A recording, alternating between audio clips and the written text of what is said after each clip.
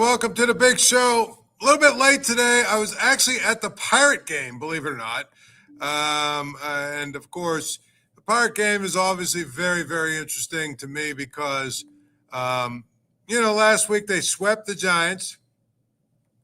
And it kind of felt like to me that, they had a chance maybe looking at the pitching matchups to sweep them, but they ended up losing 2 out of 3 to the Giants here at PNC Park right across the street here today. So we will basically talk about that in a little bit. But more importantly, hopefully you're having a good day. It's Wednesday, hump day.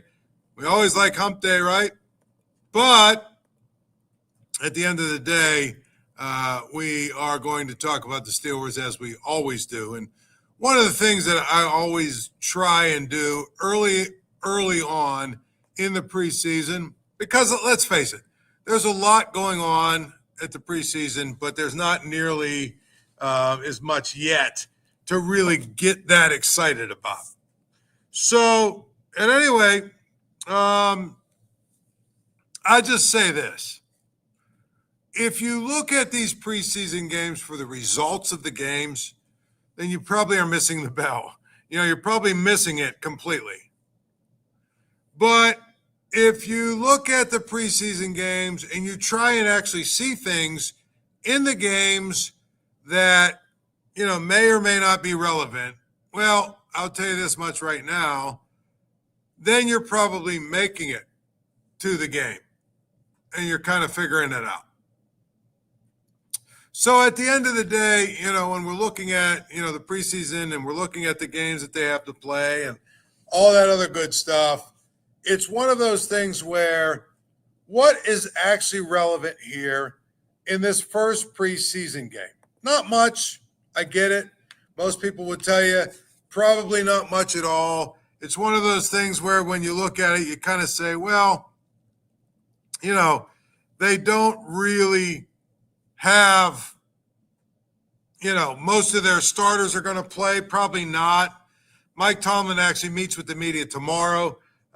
Because the game is on Saturday. They play Jacksonville. You look at it from that standpoint, you say that probably most of their starters are not going to play, so it's really not that relevant. They could lose 100 to, they could lose 70 to nothing, or they could win 70 to nothing, and it doesn't really matter. Mike Tomlin said, I guess yesterday at practice maybe, that he hadn't even thought about how many or who is going to play in these preseason games. Just kind of not really all that interested yet. Tomorrow when he meets with the media, I'm sure he'll be able to talk a little bit more intelligently about it and give you a better idea of who is going to play, who is not going to play. And so, to me, when I look at the preseason games, these games are irrelevant, honestly. And I think that's just one of those things where I would tell you, it is just important to kind of pick out a few things that you look at and you try and say, what is it that I want to learn from this preseason game? What is it? What is it that I want to learn? What is it that is important? What is it that is probably going to be, from the standpoint of what is it that we're going to probably want to know from this first preseason game? I expect if Aaron Rodgers plays, it will be one, maybe at the most 2, probably 1 series. I don't think we'll learn a lot about Aaron Rodgers. The same thing with DK Metcalf. I don't think we'll learn a lot about him. We already know about TJ Watt. We already know about Cam Heyward. I don't even expect those 2 guys to play.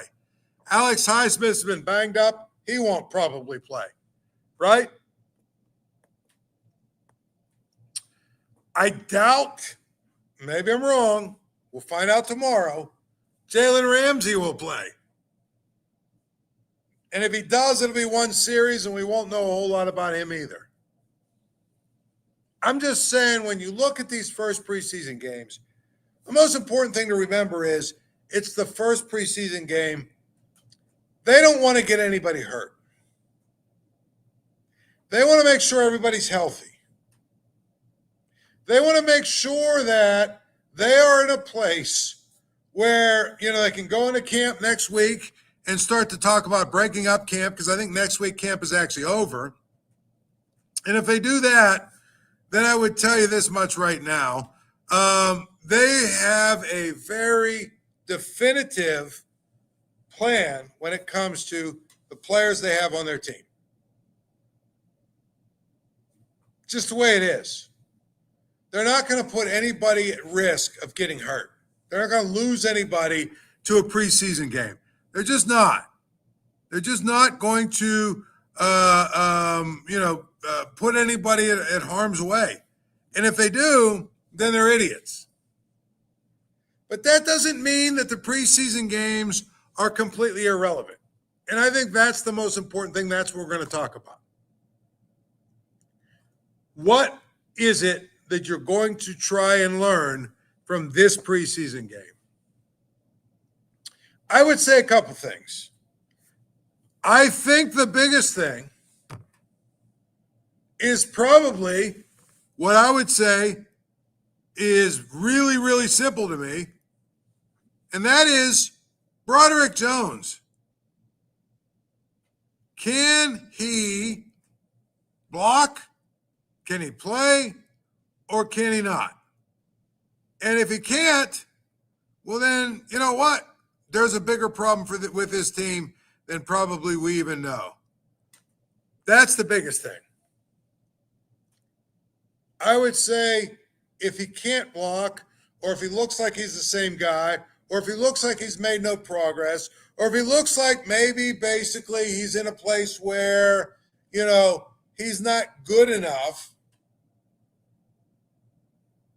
then I would tell you basically the Steelers have some problems on offense. Because on offense, I honestly think if the offensive line is good enough, they're going to be fine. Even though I don't think they've got a good enough second receiver, to be honest, I would look at it and tell you they might have a chance. And they might even sign another receiver. They might have an actual chance in some ways to go out and get a receiver. They might have a chance to basically go out and find a guy when guys get cut. I don't worry that much about the second receiver position. I think, honestly, and maybe this is just me, Aaron Rodgers is going to be fine. By the time this season comes around, by the time it gets to a point where we, start playing real games that actually matter, which is another month from now, believe it or not, I'll be honest with you, I think he'll be fine. The question then becomes, in my mind at least, if he's fine, right? If he's fine, and although, I don't know that I'm 100% sold on the idea that maybe there is that Jaylen Warren is not quite ready. I'm not sure that I'm sold on the idea that he can be an every down back in the NFL, but maybe he can.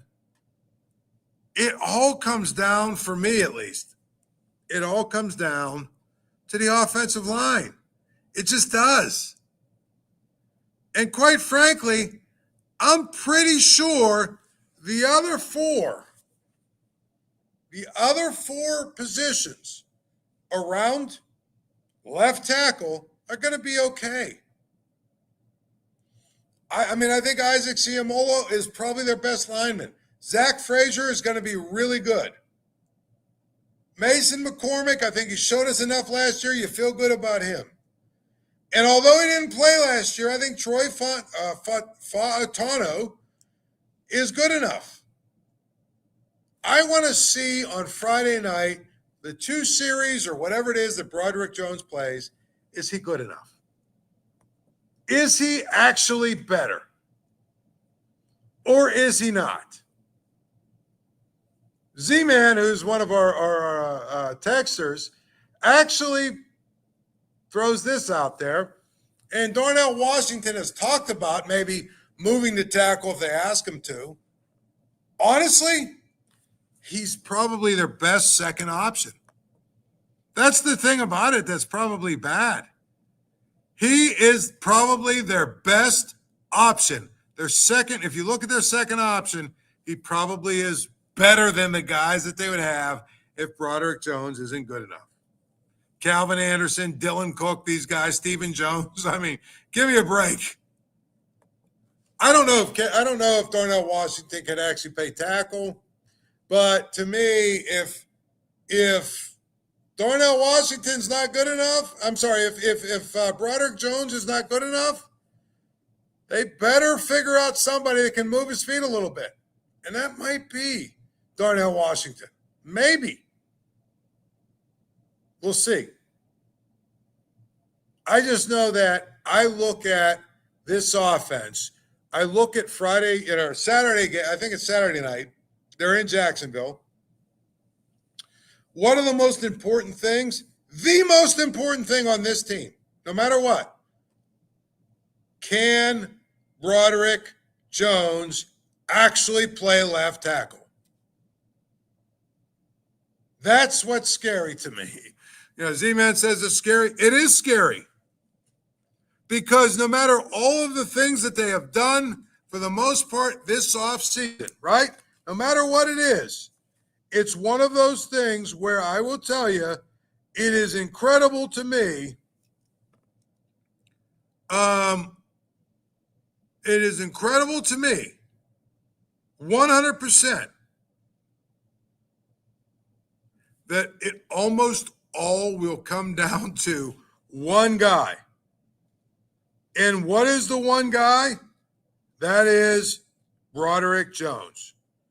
So I feel like it's one of those things where we can sit here and talk about, we can sit here and talk about all of the other things that they've done in this offseason, all of the different things that they have done to get better, all of the different things where, they've added players, they've subtracted players. It's one of those things where I will tell you that it's just really, really important. It's really, really important to me to see what Broderick Jones can do. And if he's not good, I think it really is a scary, scary thing for the rest of the offense, because I don't care how good anybody else is. I feel like you have to be able to block. And if you can't, doesn't matter what else the rest of your offense does.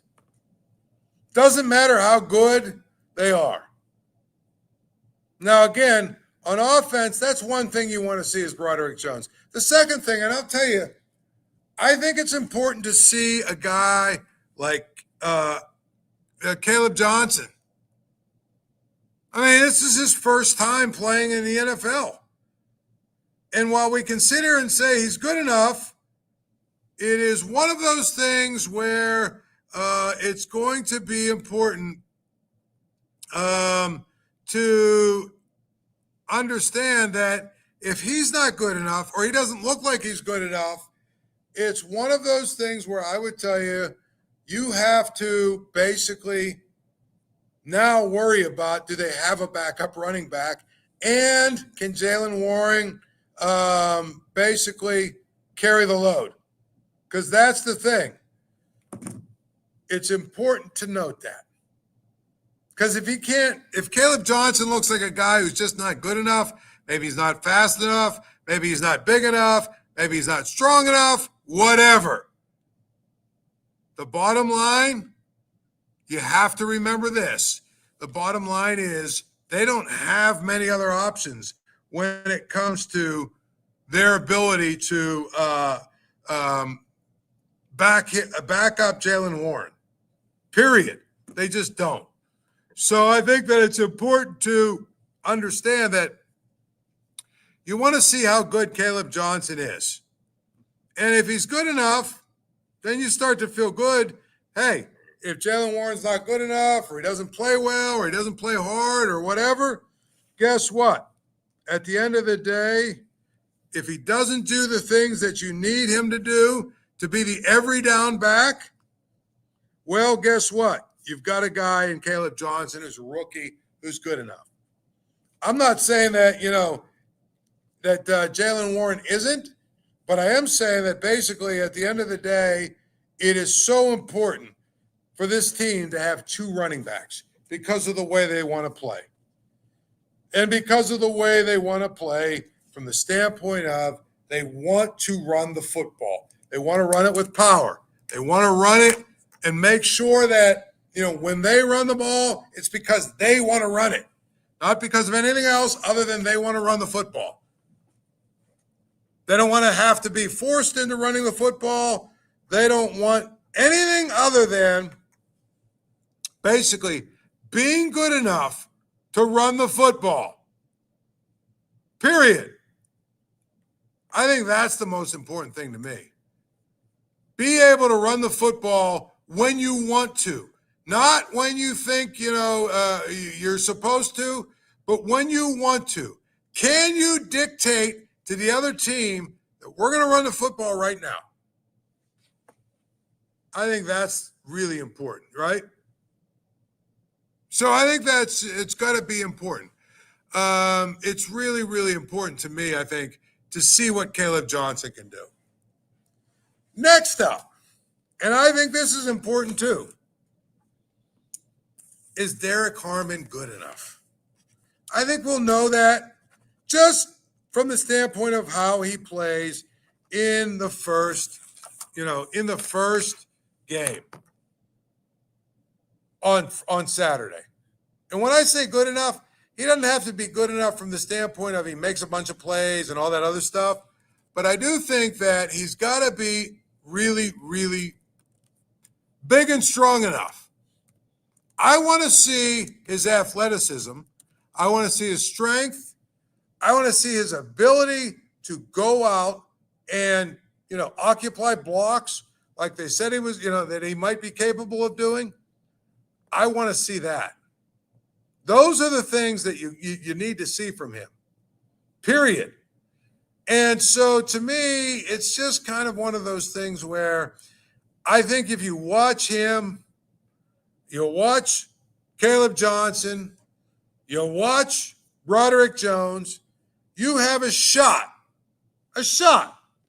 of having an opportunity or an idea that basically this is who this team is.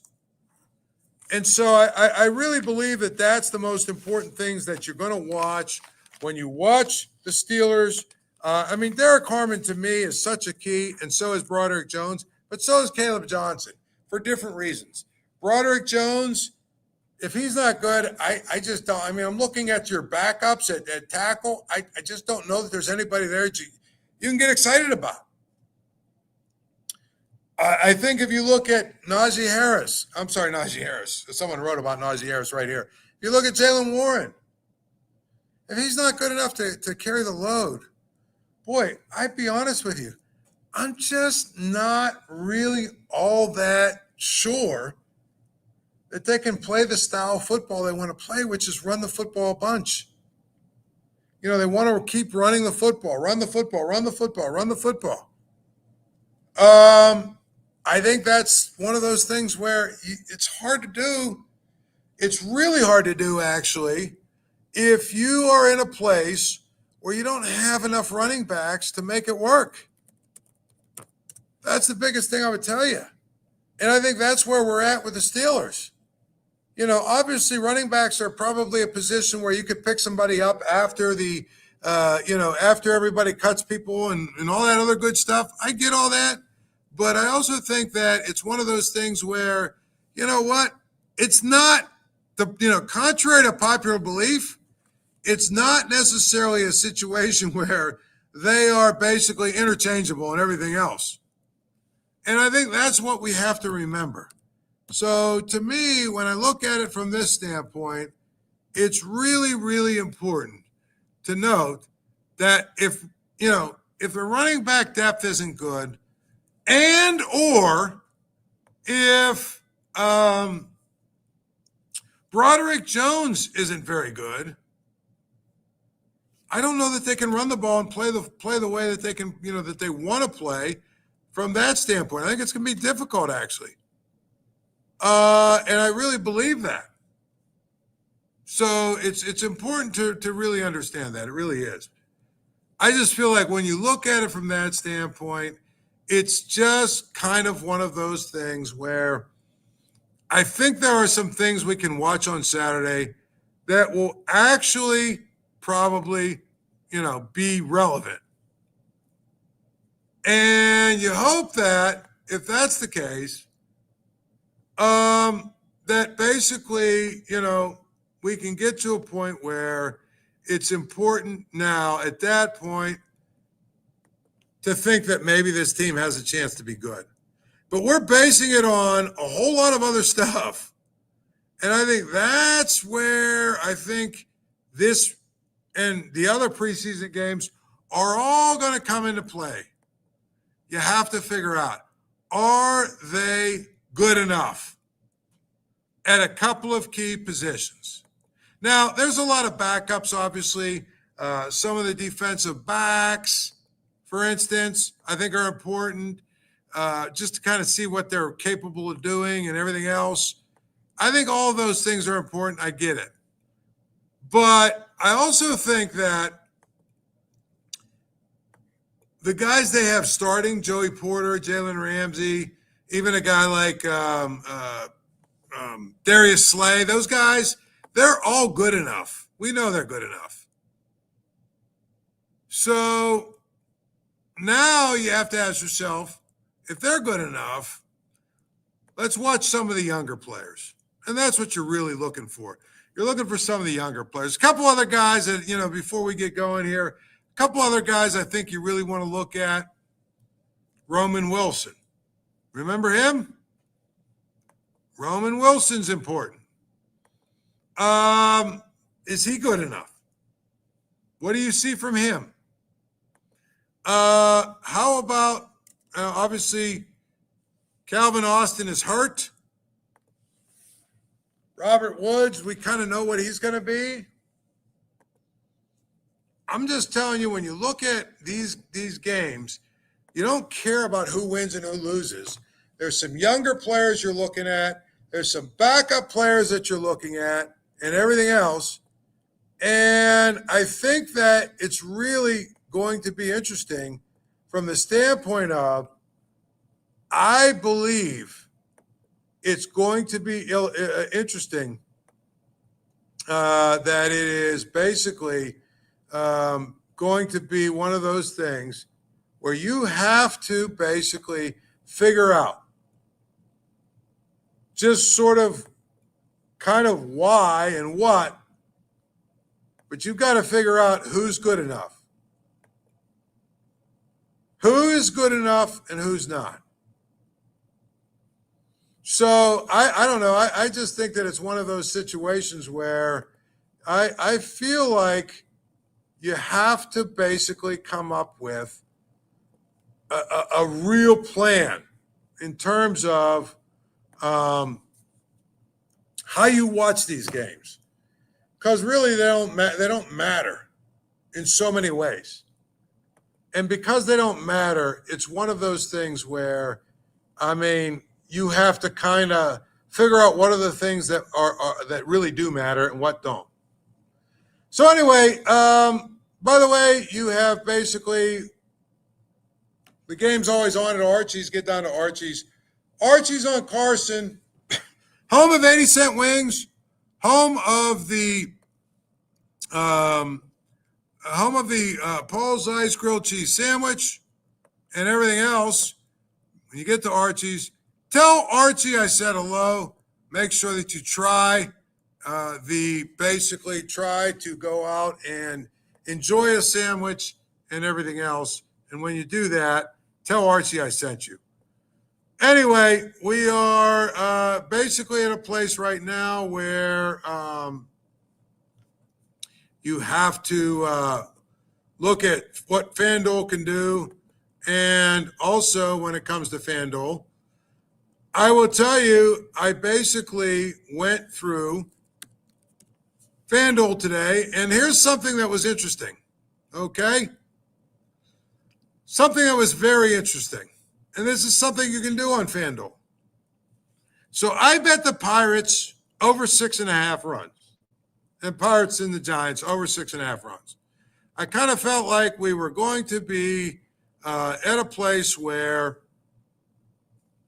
they were going to, Andrew Heaney was going to get lit up like a Christmas tree like he's been. And as a result, there's going to be a situation where they are going to give up, enough runs that it's going to be over. It's going to be over the 6.5 runs. And I think that's the case. So I decide I'm going to bet on it, right? Well, I'm over at the game, watching the game. It's pretty clear when it comes to a certain point in the game, it becomes pretty clear, to me at least, they are not going to get over 6.5. They're just not. And so when it comes to that, I decide I'm going to go back into my FanDuel and see if they're going to offer me some sort of deal where you can actually cash out and get some of your money back. Sure enough, I bet $50. They were only offering me $22. But at the end of the day, it's one of those things where, okay, 22 is better than 0. So I cashed out. I got the $22. You can do that on FanDuel. And, of course, the game ended 4-2. So I was very thankful that I was able to cash out because instead of losing the full $50, it's one of those things where, okay, I ended up only losing 28. You can do that. Period. You can do that. So I feel like it's one of those things where it is going to be, if you want to bet, you want to have yourself a little bit of an out. You want to have the ability to be out, to move on, to move out. And you know what? FanDuel gives that to you. FanDuel gives that to you from the standpoint of it allows you, if you need to, it allows you to sign up, bet, and if you feel like the game's not going your way, boom, cash out and get you a little bit of your money back. That's the thing about FanDuel Sports, and that's why I like the app. It's why I do the app, because it gives you the ability to do that. So anyway, when it comes to this, it's important to note that FanDuel is one of our partners, and we are in a place where we actually have the ability to go out and basically make sure that it's going to be important if you have something going on in your life, but more importantly also something going on with your bet, guess what? You have the ability to go out and change your bet. Imagine that. Now, on to the Pirates, here's the thing I'm going to tell you. Their offense just isn't very good, period. Their offense isn't very good. And that's what I would tell you is the long and short of this thing. Watching that game, I mean, there's just so many bad hitters. And here's the other thing. Could we get rid of, and I wrote down, I got to look at this real quick. But can we get rid of Jack Sawinski once and for all? I had to write this down, okay? Because I couldn't believe it when I saw it, when they put it up in the score. And quite frankly, if you notice, you go to a Pirates game, they really, really try. They really, really try, okay, to find a way to put something positive up on the board. for each player. I'm looking at Jack Sawinski. His slash line. Are you ready for this? 120, 283, 227. And he's got 3 home runs. Do you know how bad that is? Could we end and give up with this Jack Sawinski thing? Please. Please. Could we give up on the Jack Sawinski thing? I said to someone, when I was at the game, could we please just pay this guy $100,000 to be a AAA player and move on? He's not a major league guy. Stop, because he's a left-hander with a little bit of power. Stop trying to convince yourself he is. He is not. Probably more frustrated by the Pirates than I ever have been with the Steelers. So anyway, tomorrow Mike Tomlin will talk. Guess what? He'll talk about who's going to play, how much they're going to play. We'll know a whole lot more about Saturday's game. But until then, enjoy your night. Thank you for checking out this content from Post-Gazette Sports. If you watch this video on YouTube, please like the video and subscribe to our channel. For all of the sports coverage the Post-Gazette has to offer, visit post-gazette.com.